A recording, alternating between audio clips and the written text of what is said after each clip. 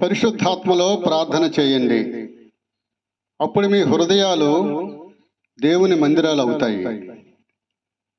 క్రైస్తవ సహోదరులారా, ప్రార్థనకు చాలా ప్రాధాన్యత ఇస్తుంటారు. మీరు దేవాలయములోని ఆరాధనల్లో ప్రార్థన, సహవాస ప్రార్థన, కుటుంబ ప్రార్థన, వ్యక్తిగత ప్రార్థన, ఇవన్నీ మట్టిలాంటి మనుష్యుని సర్వశక్తిమంతుడైన దేవునితో కలపటానికి గల మార్గాలే. అయితే దేవుని సన్నిధిలో మనం చేసే ప్రార్థనలు పరిశుద్ధాత్మతో చేయాలని యోధా మనకు బోధిస్తున్నాడు.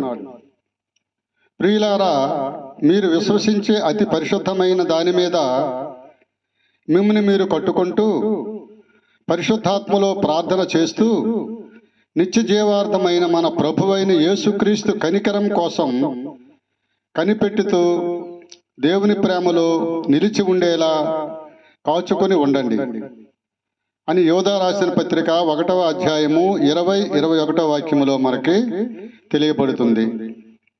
మనం యుక్తముగా ఎలా ప్రార్థన చేయాలో మనకు తెలియదు, కానీ చెప్పనలవి కాని మూలుగులతో ఆ ఆత్మ తానే మన పక్షముగా విజ్ఞాపనం చేస్తున్నాడు.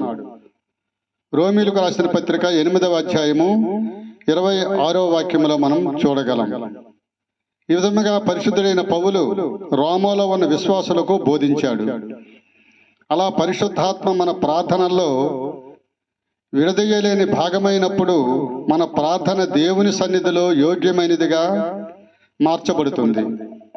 యాంత్రికముగా పలికే దీర్ఘకాల ప్రార్థనలలో పదే పదే ఉచ్చరించటం కన్నా పరిశుద్ధాత్మ నింపుదలతో ఎంత మట్టుకు ప్రార్థన చేయగలిగాము అనే దాన్ని బట్టి సర్వశక్తిమంతుడైన దేవుడు మనల్ని మన పరిచర్యలో అత్యధికముగా ఉపయోగించుకోవడానికి వీలవుతుంది.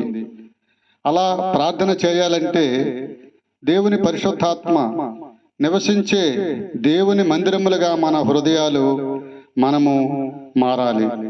దేవునికి స్తోత్రం. హల్లెలూయా. దేవుడు మిమ్మల్ని దీవించునుగాక. ఆమేన్.